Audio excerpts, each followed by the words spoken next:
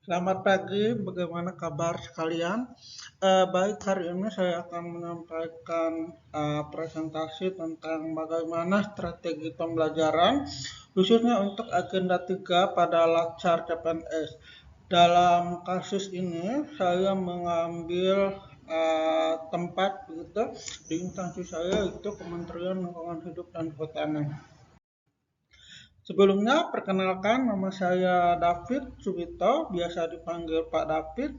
Saya bekerja di Balai Pelatihan Lingkungan Hidup dan Kehutanan Samarinda. Kami merupakan bagian dari Pusat Diklat Lingkungan Hidup dan Kehutanan yang tugasnya melayani pada wilayah Kalimantan, yaitu Kalimantan Tengah, Kalimantan Selatan, Kalimantan Utara, dan Kalimantan Timur, serta IKN, Ibu Kota Nusantara. Sebelum memulai pada agenda 3, saya coba menjelaskan tentang kurikulum Lakcar CPNS. Jadi pada dasarnya Lakcar CPNS itu terdiri dari 4 agenda. Yang pertama itu adalah agenda sikap perilaku bela negara. Yang kedua lebih ke nilai-nilai dasar PNS. Dan ketiga adalah kedudukan dan pengetahuan PNS untuk mewujudkan smart governance.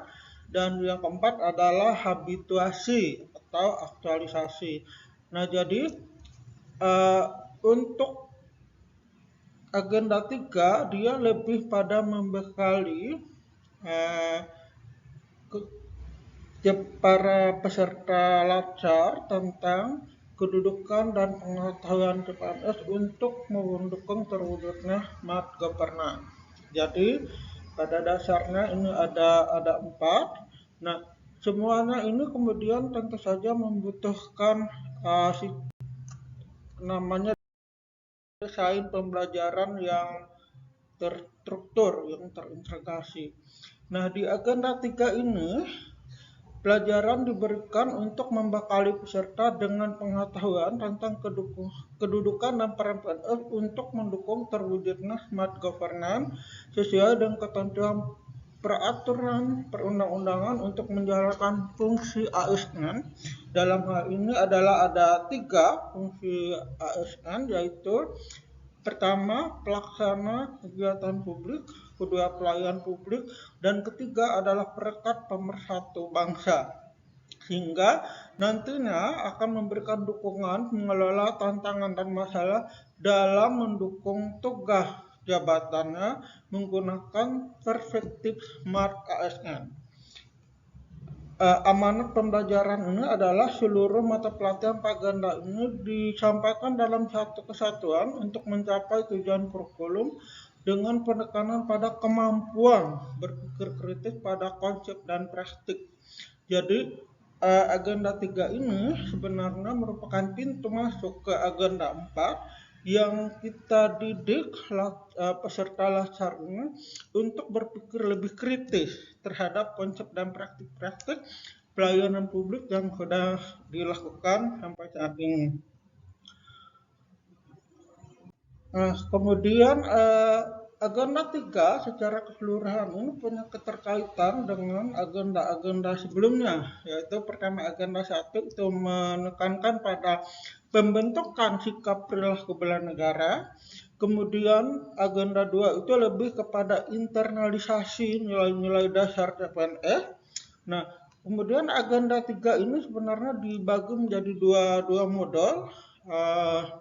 Yang pertama lebih kepada manajemen ASN, yang kedua kepada smart ASN. Nah, agenda 3 ini kemudian menyiapkan peserta untuk memasuki agenda 4, yaitu habituasi dan aktualisasi. Artinya dengan membekali dengan pembelajaran di agenda 3, peserta diharapkan itu mampu untuk melihat, mengidentifikasi isu-isu di tempat kerjanya, permasalahan, tantangan, kemudian mengidentifikasi dan menganalisis isu tersebut, serta kemudian mencari solusi apa yang bisa ditawarkan dan dilaksanakan dalam bentuk habituasi dan aktualisasi yang merupakan agenda keempat. Nah, jadi pada dasarnya tadi seperti saya bilang ada dua modul. Modul pertama itu lebih kepada manajemen aparatur sipil negara. Dalam hal ini ada tiga. Yang pertama, peserta itu dibekali pengetahuan tentang kedudukan, peran, hak, kewajiban, dan kode etik ASN. Ini sangat penting. Jadi ASN di sini ada PNS dan ada yang disebut dengan PPK. Kemudian kedudukan, peran, hak, dan kewajiban serta kode etik mereka juga harus dijelaskan dalam agenda 3 ini. Kemudian model pertama ini juga menjelaskan konsep sistem merit dalam pengelolaan ASN, di mana di tempat saya juga sudah dilakukan, misalnya dalam bentuk tunjangan kinerja. Kemudian yang ketiga adalah mekanisme pengelolaannya. Jadi namanya pengelolaan, manajemennya itu bagaimana mengorganisasi, mengelola, bagaimana sistem informasinya, kemudian sampai pada penyelesaian sengketanya. Sedangkan untuk model kedua itu lebih kepada smart ASN. Jadi ini sebenarnya lebih pada penerapan digitalisasi dalam pelayanan publik, dalam penyelenggaraan pemerintah yang memiliki dua materi pokok. Pertama adalah pengantar literasi digital dan kedua adalah pijar literasi digital, dan yang ketiga itu adalah implikasinya dalam pelayanan masyarakat. Nah, metode pembelajaran Lacar CPNS ini sebenarnya ada tiga. Ada yang klasikal. Jadi klasikal ini maksudnya semuanya dalam bentuk tatap muka. Kemudian ada yang blended. Jadi blended ini adalah campuran dari kita belajar mandiri dengan sumber ya di MOOC. Kemudian ada pembelajaran jarak jauh dan ada klasikal juga di bagian terakhirnya. Kemudian pada kondisi tertentu ada yang langsung menerapkan full distance learning. Di kementerian saya ini ada karena kemarin dari efek pandemi, kemudian dilanjutkan dengan kondisi geografis Kementerian Kehutanan di mana anggota-anggota Latsar itu ditempatkan pada daerah-daerah yang sangat jauh, sangat remote, tersebar di seluruh wilayah Indonesia, terpencil di taman-taman nasional. Sementara ini kita menggunakan blended learning. Jadi pembelajaran yang dilakukan dalam metode campuran. Nah, dalam hal ini maka saya akan menjelaskan tentang strategi pembelajaran yang blended, pembelajaran yang campuran, gitu. Nah, ada berbagai pilihan dalam pembagian jam dalam strategi delivery dari agenda 3 ini, dan saya memilih adalah metode sinkronos strategi 203. Artinya untuk sinkronosnya kita menggunakan 2 jam pelajaran pada hari pertama, tidak ada jam pelajaran di hari kedua untuk sinkronos, dan ada 3 jam pelajaran di hari ketiga. Kemudian ini kalau dimasukkan ke agenda umumnya, agenda besarnya dari agenda 1, 2, 3, kita berada di posisi hari ke-8, kita ada sinkronos 2 JP, dan pada hari ke-10 itu adalah sinkronos keduanya yaitu 3 JP. Sementara di hari ke-9 itu tidak ada pembelajaran sinkronos, lebih pada pembelajaran asinkronos atau belajar jarak jauh ya, seperti ini. Nah, jadi asinkronos 203 ini hari pertama itu 2 JP, itu kita gunakan pertama untuk perkenalan, untuk membuka suasana, untuk mengenal peserta, kemudian untuk menciptakan suasana belajar yang nyaman bagi peserta, walaupun prosesnya juga bukan tatap muka klasikal, tapi menggunakan media sinkronis. Dalam hal ini kami biasa menggunakan media Zoom, atau dalam beberapa kasus kita menggunakan Google Meet. Nah, kemudian di hari pertama ini di sinkronis 2JP ini kita juga melakukan overview di model 1 model 2 yang telah dilakukan peserta melalui pembelajaran mandiri. Ini juga bisa dilakukan pengayaan, artinya seperti review bagaimana materi-materi yang paling penting yang pada model manajemen ASN dengan SMART ASN ini, supaya peserta benar-benar memiliki pengetahuan dasar yang merata begitu. Kemudian juga kita akan menyelenggarakan diskusi dengan peserta terkait dengan modal-modal yang telah mereka pelajari, kemudian bisa untuk membangun suasana santai belajar begitu. Kita bisa menggunakan game, namun ini tentatif, banyak gamenya.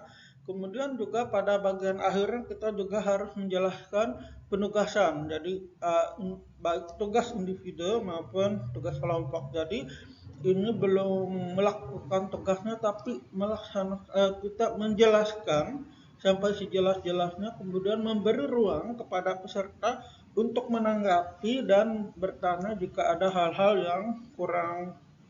yang belum mereka pahami. Kemudian di sinkronos kedua itu lusa harinya, jadi ada jeda 1 hari dari sinkronos pertama. Sinkronos pertama itu 2JP, sinkronos kedua ini adalah 3JP. Nah, di sini kita melakukan presentasi tugas kelompok dan individu begitu. Tugas ini mereka kerjakan waktu di jeda kita ya, di antara sinkronos 1 dan sinkronos kedua. Nah, dari tugas-tugas mereka ini kita memberikan feedback gitu ya, memberikan tanggapan atau beberapa masukan yang kiranya bisa memperbaiki dari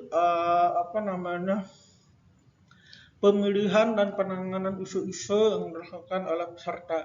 Kemudian kita juga jika dimungkinkan, karena ini biasanya diampu oleh sebuah tim Widya Iswara, bisa berupa 2 atau 3 orang atau bahkan 4-5 orang. Jadi mungkin bisa dibuat semacam konsultasi, jadi kita bagi menjadi kelompok-kelompok dan peserta merasa nyaman untuk berkonsultasi terkait dengan permasalahan-permasalahan yang mereka hadapi dan hal-hal yang belum mereka pahami. Penting sekali di sinkronis kedua ini adalah membuat kesimpulan. Jadi dari semua presentasi kelompok dan individu, dari feedback, kemudian kita membuat kesimpulan, dan yang terakhir adalah memotivasi peserta untuk bisa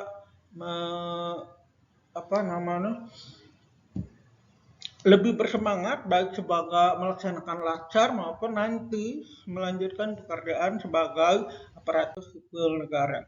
Nah, di antara itu ada asinkronis itu dari berbagai pilihan kita mengambilnya strategi 690, artinya dari 3 hari itu kita mengambil 2 hari pertama yaitu 6 jam, dan kemudian kita menggunakan 6 jam ini untuk membuat video, kemudian membuat keterkaitan antara 1 dan 2. Sementara pada hari kedua kita lebih pada diskusi, membuat kesimpulan, dan serta ada tugas kelompoknya yaitu diskusi, membuat kesimpulan tentang digitalisasi pemerintahan. Kemudian juga tugas individu yaitu membuat video tentang permasalahan pelayanan publik di instansinya dan solusi yang ditawarkan.